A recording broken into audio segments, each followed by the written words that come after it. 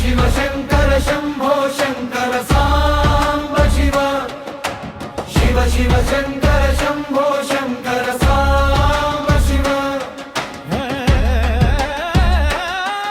ఈ మహాశివరాత్రి పర్వదినాన ఆ మహాశివుడు అంటే లోకానికి అధిపతి తండ్రి అయినటువంటి ఆ మహాశివుడు ఉద్భవించిన మహత్తరమైన రోజు ఇది చెప్పుకోవాలంటే. అంటే సమస్త మానవాళికి సమస్త ప్రాణుకోటికి శాంతిని జ్ఞానాన్ని విజ్ఞానాన్ని అందించిన రోజే ఈరోజు మహాశివరాత్రి.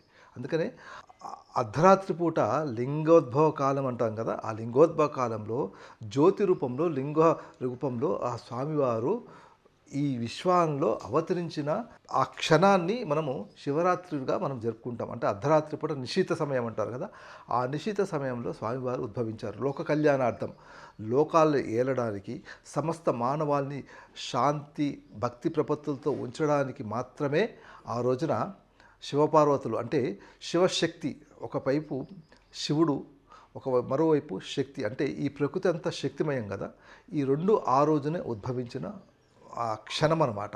అందుకనే మనం శివరాత్రి రోజున మనము తెల్లారకట్ట లింగోద్భవ కాలం సమయం ఉంటుంది కదా, ఆ సమయం తర్వాత శివపార్వతి కళ్యాణం కూడా సమస్త మానవాళి చేస్తుంటారు. ఎందుకంటే లోక శాంతి కొరకు, లోక కళ్యాణం కొరకు శివ కళ్యాణం చేయడం తప్పనిసరి. అందుకని 4 గంటల సమయంలో వేకువజామున అంటే లింగోద్భవ కాలం అయిన తర్వాత వేకువజామున 4 గంటలకి ప్రతి చోట, ప్రతి పల్లెలో, ప్రతి వేదికపై, ప్రతి ఊళ్ళో శివ కళ్యాణం జరుపుకుంటూ ఉండడం మన సాంప్రదాయం, అనాదిగా వస్తున్న సాంప్రదాయం. రాత్రిపూట పడుకుంటాం, కానీ ఆ ఒక్కరోజు మాత్రం మేలుకొని ఉండవలసిన బాధ్యత మనది. ఎందుకంటే మనం సనాతన హైందవ ధర్మంలో ప్రతిరోజు మనం గమనిస్తూ ఉంటాం అన్నమాట.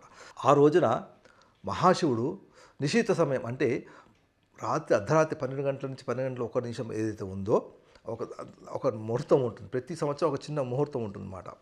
ఆ ముహూర్త కాలంలో ఆ స్వామివారు ఈ భూమిపైకి ఉద్భవించిన రోజు అనమాట. లింగోద్భవ కాలం అంటారు దాన్ని. ఆ లింగ రూపంలో, ఆ జ్యోతి రూపంలో ఉద్భవించిన ఆ కాలంలో మనము ప్రత్యక్షంగా స్వామివారిని దర్శనం చేసుకోవాలి. కాబట్టి అందుకని మనం ఆ రోజున రాత్రి జాగరణ చేసి, అంటే నిద్రపోకుండా ఉండి శివనామస్మరణ చేసుకుంటూ ఉపవాసం ఉంటూ శివ సాన్నిధ్యంలో గడపాల్సిన సమయం అది. అందుకనే ఆ రోజున మనం నిద్రపోకూడదు.